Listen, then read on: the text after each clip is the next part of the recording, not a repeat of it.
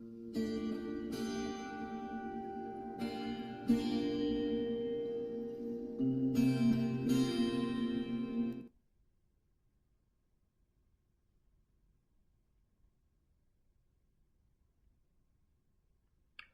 Hello ladies and gentleman, इस video में हम पढ़ेंगे नेचर ऑफ प्लांट ब्रीडिंग के बारे में और what are the rules of a plant breeder. इन दोनों टॉपिक्स पे हम अपनी अंडरस्टैंडिंग इन्हेंस करेंगे। So without any delay let's begin. So nature what is the तो नेचर क्या है प्लांट ब्रीडिंग का? नेचर अर्थात प्रकृति। प्लांट ब्रीडिंग की प्रकृति क्या है, हम उसे किस कैटेगरी में डाल सकते हैं, इस बारे में हम डिस्कस करेंगे इस वीडियो लेक्चर में। सबसे पहले कैटेगरी जो है वो है आर्ट। अब जब हम आर्ट कहते हैं तो आर्ट मतलब जब इंसान अपनी इमेजिनेशन, अपनी क्रिएटिविटी और अपनी स्किल्स का इस्तेमाल करके एक सब्जेक्टिव या व्यक्तिगत इंटरप्रिटेशन या इवैल्यूएशन करता है, तो उस चीज़ को हम आर्ट कहते हैं। तो एक तरह से देखा जाए, जब हम प्लांट ब्रीडिंग की बात करते हैं तो वहाँ पे भी कई बार हमको अपने इमेजिनेशन, क्रिएटिविटी और स्किल्स का इस्तेमाल करते हुए प्रोजेक्ट को आगे बढ़ाना पड़ता है। तो हम कह सकते हैं कि कुछ पार्ट प्लांट ब्रीडिंग का एक आर्ट है, क्योंकि वो इंट्यूशन पे, यानी हमारी जो गट फीलिंग है उस पे निर्धारित होता है। दूसरी कैटेगरी जो है वो है साइंस।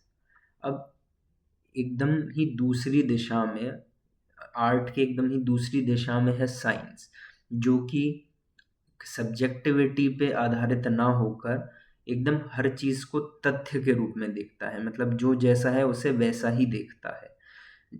साइंस में नॉलेज की हम बात करते हैं, हम चीज़ों को ऑब्जर्व करते हैं, उसके बाद एक क्या कहते हैं, हाइपोथेसिस बनाते हैं उसके बाद उसको हम चेक करते हैं, उस पे एक्सपेरिमेंट, उसका निरीक्षण करते हैं, उसके बाद उसका इंटरप्रिटेशन करते हैं, और उसके बाद बहुत ही एकदम ऑब्जेक्टिवली हम कहते हैं कि ये चीज़ फैक्ट है या नहीं है। एक तरह से देखा जाए तो प्लांट ब्रीडिंग में भी हम एक हाइपोथेसाइज करते हैं, एक्सपेरिमेंट करते हैं, और उसके बाद इंटरप्रिटेशन करके एंड में हम किसी चीज़ को एज अ फैक्ट या तो मानते हैं या उसको नकार देते हैं। तो कुछ पार्ट ऑफ प्लांट ब्रीडिंग को हम साइंस के रूप में भी देखते हैं।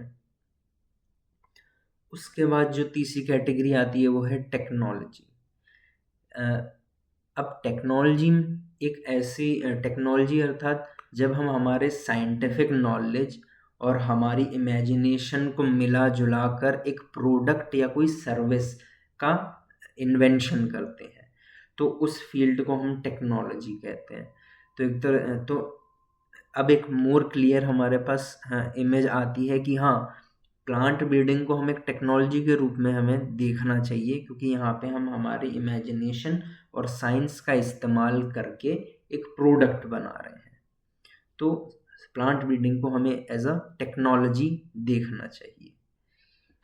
लेकिन हम ये भी देखते हैं कि बहुत सारी जगहों पर अनएथिकली, या देखा जाए तो आज की एक तेज़ दौड़ती भागती दुनिया में प्लांट ब्रीडिंग एक बिजनेस टूल के अलावा और कुछ रह नहीं गया है, जहाँ पे हम प्लांट ब्रीडिंग को मोस्टली प्राइमरी मोटिवली इसलिए इस्तेमाल करते हैं ताकि हम प्रॉफिट्स अर्न कर सकें, रेदर देन हम उसका एक साइंटिफिकली या एक आर्ट के तरह से इस्तेमाल करें। तो अब ये किसी का सब्जेक्टिव व्यू हो सकता है कि वो प्लांट ब्रीडिंग को एज अ बिजनेस देखता है या नहीं देखता है।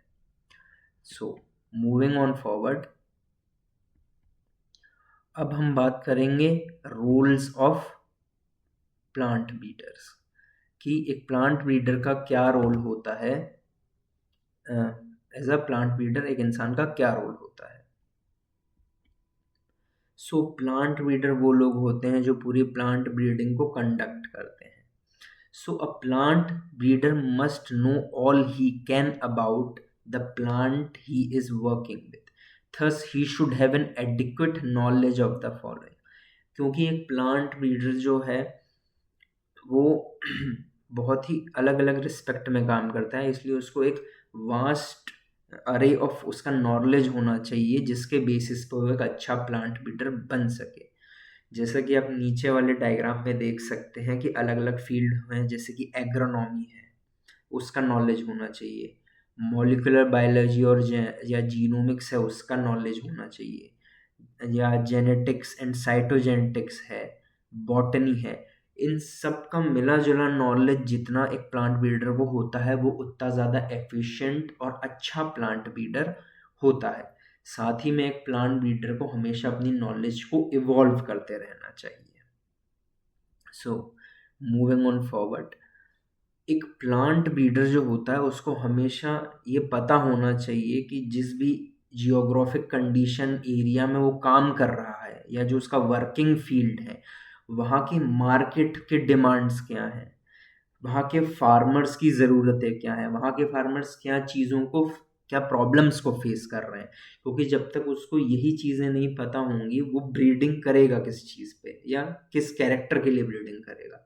तो जब इन चीज़ों का ज्ञान एक प्लांट ब्रीडर को होता है तो वो बहुत ही अच्छे से अपने ब्रीडिंग प्रोग्राम्स को डिज़ाइन कर सकता है और इस तरह से वो ह्यूमन काइंड के काम आता है। अब एक प्लांट ब्रीडर जो होता है उसको उन चीज़ों का भी एक तरह से अंदेशा या अपनी बुद्धि का प्रयोग करके एक काइंड ऑफ इंट्यूशन होना चाहिए कि अभी तो यही सेट ऑफ प्रॉब्लम्स हैं जो नज़र आ रही हैं, पर वो क्या प्रॉब्लम्स हैं जो फ्यूचर में नज़र आ सकती हैं। उन प्रॉब्लम्स, उन चैलेंजेस का भी एक प्लांट ब्रीडर को अच्छी तरह से नॉलेज होना चाहिए। अब जैसा कि बेसिकली कोई भी ब्रीडिंग प्रोग्राम या कोई भी आप ब्रीडिंग एफर्ट लगाते हो तो उससे एक सक्सेसफुल वैरायटी बनने में या इवॉल्व होने में कम से कम 12 साल का वक्त लगता है, जो कि एक दशक से भी कुछ ज़्यादा समय है। और एक दशक में बहुत सारी चीज़ें जो हैं वो बदल जाती हैं। इसलिए एक प्लांट ब्रीडर को हमेशा पता होना चाहिए कि फ्यूचर में क्या प्रॉब्लम्स अराइज हो सकती हैं, एटलीस्ट एक अंदेशा जो कि नॉलेज के बेसिस पे ज्ञात किया जा सकता है, पता होना चाहिए। So this was all about this video. This concludes our video, or I will see you in the next one. And as always, thanks for teaching yourself.